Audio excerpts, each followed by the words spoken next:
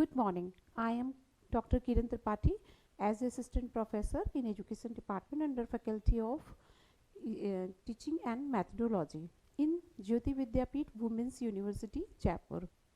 Today we will discuss about micro teaching. What is micro teaching? Teaching of a small unit of content to the small group of students, 5 to 10 numbers, in a small amount of time, 5 to 10 minutes,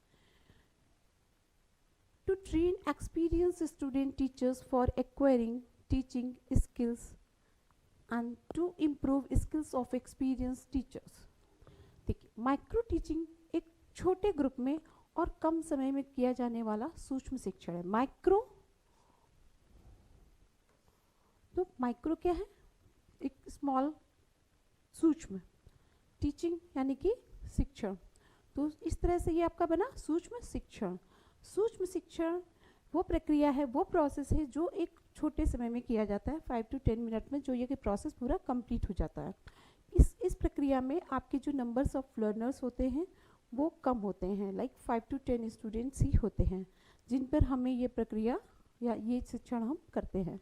micro शिक्षण में एक सबसे बड़ी बात ये होती है कि इसमें जो हम कंटेंट पढ़ाते हैं वो भी एक स्मॉल होता है, स्मॉल पार्ट होता है. स्मॉल पार्ट को हम स्मॉल ग्रुप में और इन स्मॉल टाइम में कंप्लीट करते हैं. ठीक है, यहाँ पे क्लियर हुआ.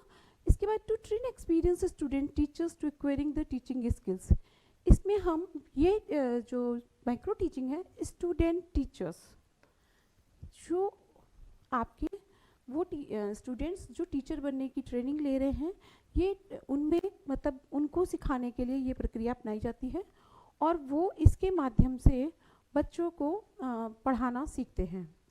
सूक्ष्म शिक्षण में उनका जो पढ़ाने का जो तरीका है, जो शिक्षण का तरीका है, उसमें इम्प्रूवमेंट सबसे ज़्यादा आता है. दूसरी बात यह है कि इस प्रक्रिया को अपनाते हुए जो उनके जो हेड टीचर्स होते हैं उनकी भी टीचिंग में इम्प्रूवमेंट आती है. तो ये एक ऐसी प्रक्रिया है कि जिसमें कि जो आपका स्टूडेंट टीचर है प्लस जो एक्सपीरियंस टीचर्स है, दोनों की ही लर्निंग होती है.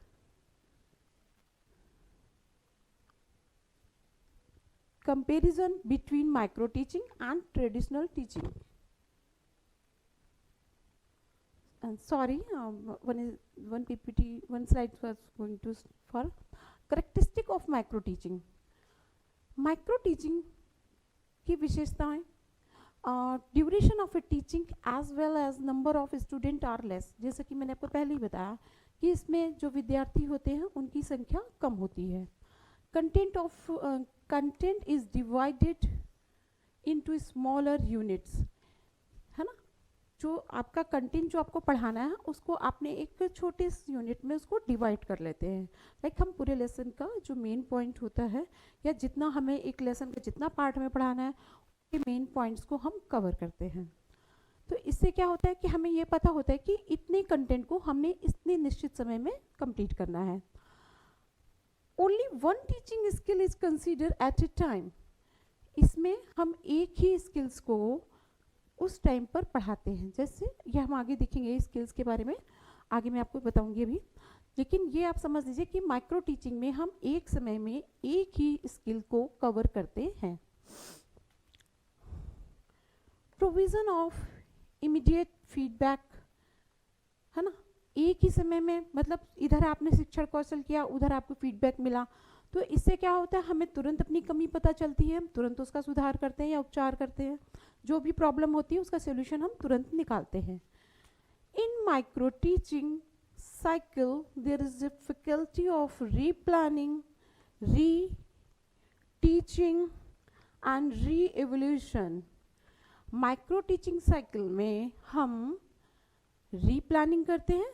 जब हमें मतलब जब टीचिंग हुई उसमें हमें जो भी हमारे जो भी मिस्टेक्स हुए या जो भी हमें प्रॉब्लम्स आई, तो हम उसके लिए हम क्या करते, रीप्लानिंग, री टीचिंग और रीएवोल्यूशन, यानी कि पुनः नियोजन, पुनः शिक्षण और पुनः मूल्यांकन की सुविधा होती है. ठीक है, ये आपको क्लियर हुआ। आगे देखते हैं हम। It puts the teacher under the microscope. इसमें वो अपने शिक्षक की कड़ी नज़र में रहते हैं, यानी कि जो उनका जो एक्सपीरियंस टीचर जो उनको ऑब्जर्व कर रहा होता है उसके अंडर ऑब्जर्वेशन में होते हैं, क्योंकि वो टीचर उनका सारा व्यवहार, उनकी गलतियाँ, उनको वो प्रॉपर ऑब्जर्व कर रहे होते हैं, ताकि बाद में हम उसे रीप्लानिंग में हम उसे ले सकें, उनका सुधार कर सकें। All the faults of teacher are observed. देखिए वही चीज़ है ना, शिक्षक की सभी कमियों पर नज़र रखी जा रही है। जब आपकी कमियों पे ऑब्जर्वेशन हो रहा है, उनकी हम लिस्टिंग करेंगे, तभी तो हम आपको बताएंगे कि आपने ये मिस्टेक्स किया है और आपको ये अब उसमें सुधार करना है। और सुधार कैसे करना है वो भी आपको आपका एक्सपीरियंस टीचर जो आपको ऑब्जर्व कर रहा है वो आपको बताएगा। The problem of discipline can also be controlled. तो इस प्रकार से जो आप जो पुपिल टीचर है, जो पीपल टीचर है, जो आपको पढ़ा रहे हैं, जो माइक्रो टीचिंग कर रहे हैं, उनकी सारी मिस्टेक्स को जो हेड टीचर है, जो एक्सपीरियंस टीचर ऑब्जर्व कर रहे हैं, उन सारी कमियों को ऑब्जर्व करने के बाद में वो उनको उनका निदान बताते हैं, उनके सॉल्यूशंस बताते हैं, और उन्हें कैसे वो सॉल्यूशन करने के साथ साथ उस निश्चित समय में उस निश्चित कंटेंट को एक अच्छी तरह से कैसे पढ़ाना है और ऐसा पढ़ाना है, प्रभावी तरीके से कैसे पढ़ाना है, ये बात वो उन्हें उनके एक्सपीरियंस टीचर बताते हैं। तो यही सारी जो विशेषताएं हैं वो माइक्रो टीचिंग की हैं।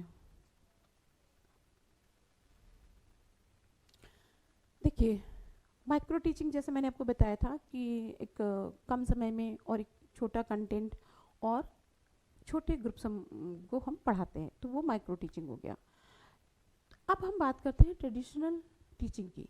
तो ट्रेडिशनल टीचिंग में और माइक्रो टीचिंग में क्या अंतर है, यहाँ पर हमें वो समझना होगा। देखिए traditional teaching class consist of 40 to 60 students. Class में 40 से 60 बच्चे होते हैं। But in micro teaching there is class consist of a small group like 6 to 10 students only. केवल 6 से 10 बच्चे, है ना। जबकि वही हम ट्रेडिशनल टीचिंग की बात करते हैं तो ट्रेडिशनल टीचिंग में 40 से 60 बच्चे होते हैं, तो जाहिर सी बात है कि हमें कंट्रोल करने में प्रॉब्लम आएगी। दूसरी बात, the teacher practices several skills at a time. Traditional teaching में टीचर बहुत सारी स्किल्स को एक साथ लेकर चलते हैं, जबकि in micro teaching the teacher takes up one skill at a time. जबकि इन माइक्रो टीचिंग में क्या होता है, जो आपका जो लर्नर टीचर होता है वो केवल एक टाइम पर एक ही स्किल का प्रयोग करता है। The duration is 40 to 45 minutes. Traditional teaching का जो ड्यूरेशन टाइम है वो 40 to 45 मिनट्स है, right. But in micro teaching duration of the time 5 to 7 minutes only. 5 to 7 minutes only, ठीक है। तो immediate feedback is not available. जाहिर सी बात है, जो हमारी ट्रेडिशनल टीचिंग है उनमें हमें इमीडिएट फीडबैक नहीं मिलता, हमें तुरंत पता नहीं चलता कि बच्चों को क्या आया है क्या नहीं आया, या टीचर की क्या मिस्टेक्स हुई हैं, वो हमें बात उस समय नहीं पता लगती। जबकि इन माइक्रो टीचिंग में आपको इमीडिएट फीडबैक मिल जाता है। यहाँ आप टीचर के मिस्टेक्स, उसके बिहेवियर की प्रॉब्लम या उसके कंटेंट से रिलेटेड प्रॉब्लम या presentation of content, presentation of sequence of the content, ये सारी प्रॉब्लम्स भी होती हैं। तो ये सारी प्रॉब्लम्स तुरंत ही फीडबैक में हमें पता चल जाती हैं, तो हम उनका समय रहते ही उनमें सुधार कर लेते हैं। और वही फिर सुधार करने के लिए वही रीप्लानिंग है ना, उसको हम लेते हैं। In traditional teaching there is no control over situation, है ना। सिचुएशन से मतलब क्या है यहाँ पे, मतलब यहाँ पर है क्लास से, ठीक है ना। In micro teaching teaching is carried on under controlled situation. चूँकि ओनली 5 to 7 स्टूडेंट्स हैं, छोटा सा कंटेंट पढ़ाना है, टाइमिंग आपकी फिक्स है 5 to 7 मिनट्स, तो वो आपको ईजिली, और उसमें आपको बस ये मेंशन ही रहता है कि आपको क्या पढ़ाना है, तो आप उसको बड़ी ईजिली कंट्रोल कर लेते हैं, क्योंकि 5 to 7 स्टूडेंट्स कंट्रोल करना कोई बहुत बड़ी बात नहीं है, चाहे वो पीयर टीचर ही क्यों ना हो, वो भी कंट्रोल कर लेते हैं। अब बात करते हैं the role of the supervisor in weak. अब ट्रेडिशनल टीचर में जो सुपरवाइजर का रोल है वो क्लियर नहीं है, जबकि the role of the supervisor is specific and well defined in to improve teaching. जबकि माइक्रो टीचिंग में क्या होता है कि जो आपका सुपरवाइजर है उसका जो विशिष्ट रोल है वो आपकी टीचिंग को इम्प्रूव करने के लिए है ना, जो आपकी टीचिंग है उसमें सुधार करने के लिए और उसका स्तर अच्छा करने के लिए। अच्छा से मतलब ये है कि उसमें जो आपकी त्रुटियां हो रही हैं वो जीरो हो जाए, त्रुटियों की संख्या जीरो हो जाए और आप एक प्रभावी तरीके से अपनी माइक्रो टीचिंग, अपनी सूक्ष्म शिक्षण को कर सकें। Pattern of classroom interaction can not be studied.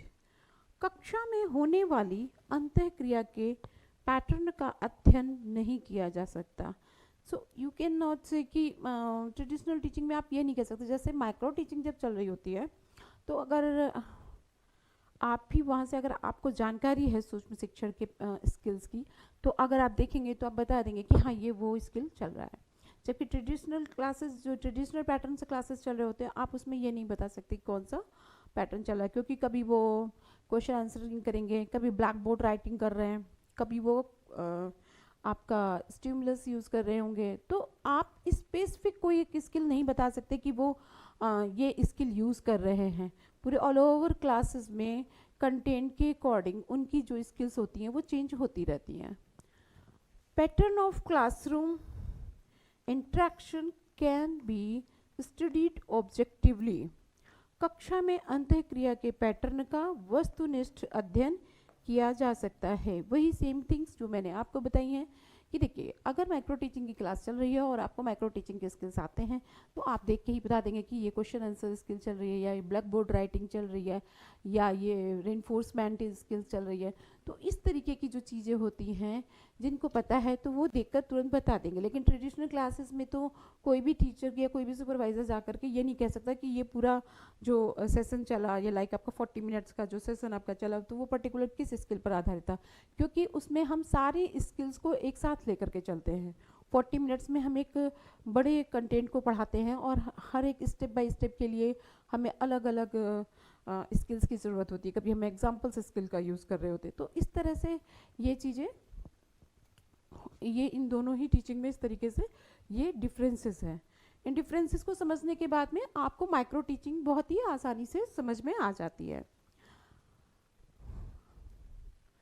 अब बात करते हैं हम skills of micro teaching techniques. ठीक है, सूक्ष्म शिक्षण टेक्निक की बात करते हैं अगर हम, तो introduction skill number 1, introduction skill. यहाँ पर हम प्रस्तावना प्रश्न, परिचयात्मक प्रश्न पर प्रस्तावना प्रश्न पूछते हैं जो बालकों के पूर्व ज्ञान पर आधारित होते हैं।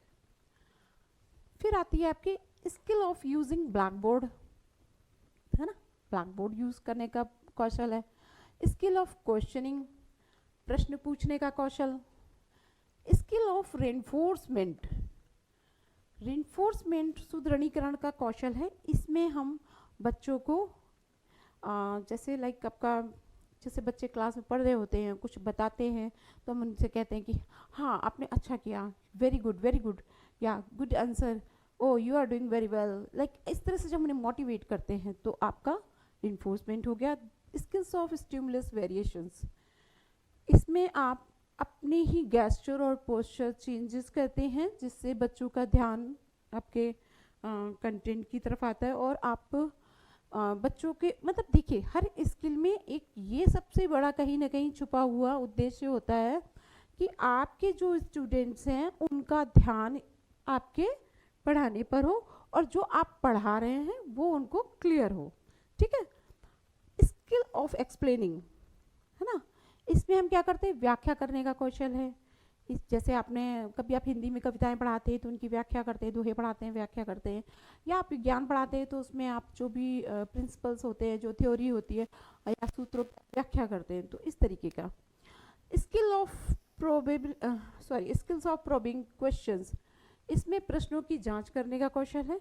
स्किल इलस्ट्रेशन विद एग्जाम्पल्स, उदाहरणों के साथ चित्र प्रस्तुत करने का कौशल।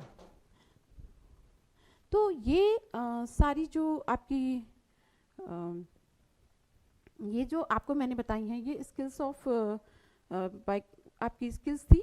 अब इसके बाद हम बात करते हैं इनमें क्या स्टेप्स होते हैं। तो स्टेप्स ऑफ माइक्रो टीचिंग, तो इन एवरी स्किल्स आपको ये सेम स्टेप्स फॉलो करने हैं। Like number 1, skill defining, demonstration by expert, preparing micro lesson plan, teaching in a small group, discussion, replanning, reteaching, re-evaluation. Okay? Plan, teaching, feedback, replan, reteach. Okay?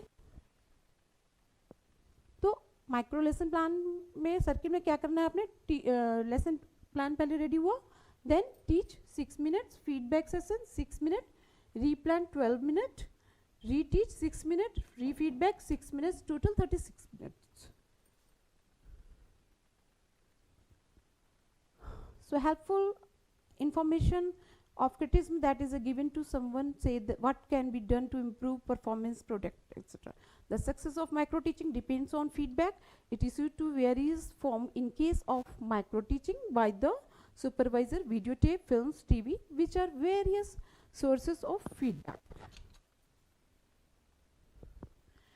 Advantages of micro teaching: it focuses on sharpening and developing specific teaching skills and eliminating errors. It is a vehicle of continuous training for both beginners and for senior teachers. It provides expert supervision and constructive feedback. Micro teaching involves presentation of micro lesson. Audience, a small group of peers. Participants learn about strength and weakness in themselves as teachers. So, why teaching profession is good? To teach, to learn. Thank you.